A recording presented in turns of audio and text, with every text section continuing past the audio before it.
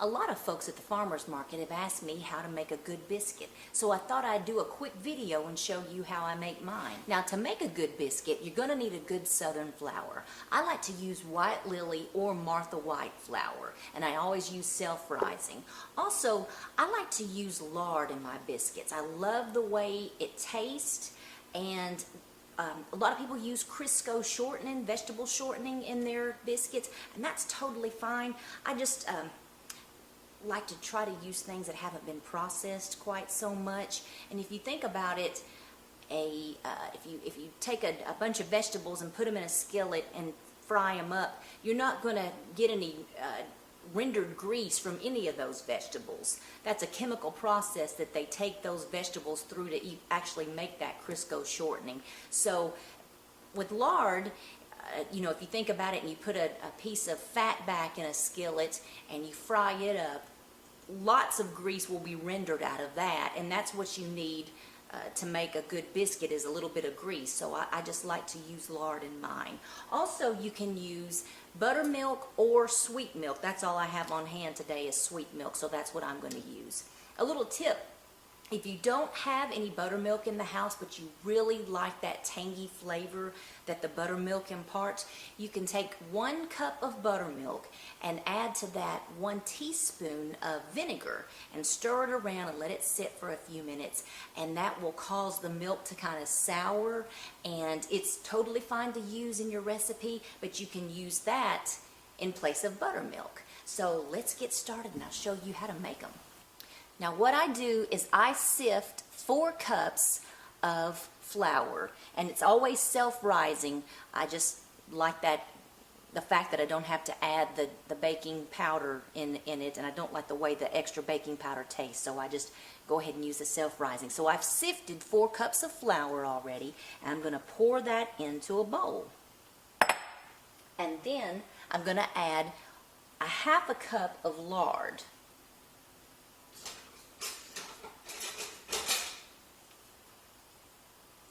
This is going to give it such a good flavor. Now you can use a fork to mix all of this together, but I find clean hands are the very best tools to use in the kitchen, so I just use my hands to mix this all together. Now this will just take a few minutes to incorporate everything nicely, and you can see that it just resembles sort of a coarse grain, lots of little bitty balls of mixed up flour and lard together. Now to this we're going to add our milk or buttermilk. Now this is the part where you have to be careful. You're not kneading bread, you're making a light and fluffy biscuit. So you have to think a little bit differently when you're making biscuits. You're not trying to work gluten, so therefore you're not going to work this really hard like you would if you were kneading bread dough. You're just trying to make a nice fluffy and light biscuit. So I'm adding about 1.5 cups of milk to my mixture here. There's the other half. Just be careful. You can add just a little bit of milk at a time. You don't want to get too much all at once because you'll have to add flour, and then if you have to keep adding flour, you'll have a tougher biscuit, so you don't want that. So can you see how that looks there? It's all mixing up nicely. I'm going to dip my hands down in the flour here. Just put a little bit extra on it.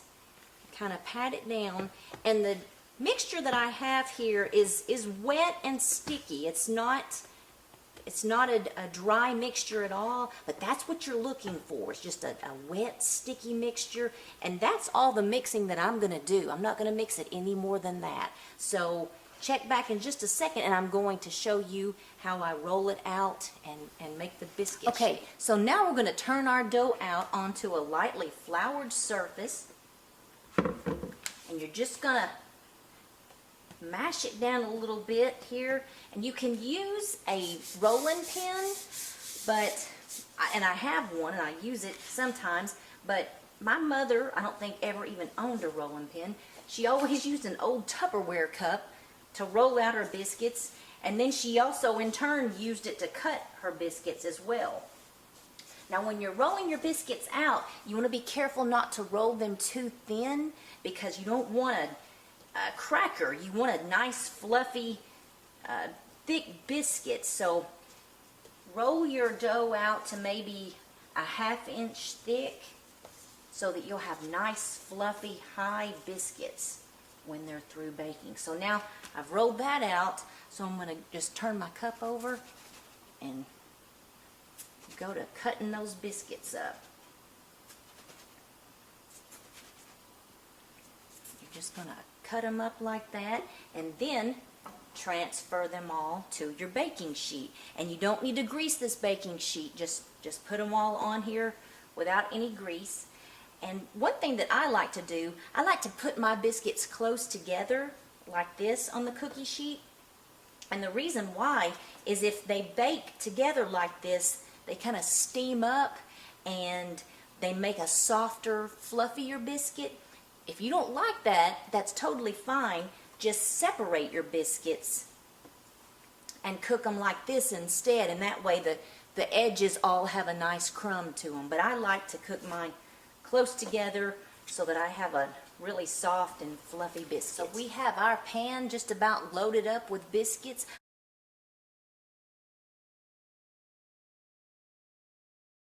All right, well my timer just went off and my biscuits are ready to come out of the oven. And they look gorgeous. Look at that. Beautiful golden brown color. These are going to be awfully good for supper tonight. So that's all there is to it. You can see they're nice and beautiful golden brown. Look at that steam coming out of them. Gosh, that's going to be good tonight. They'll be left over. We can have them for breakfast too with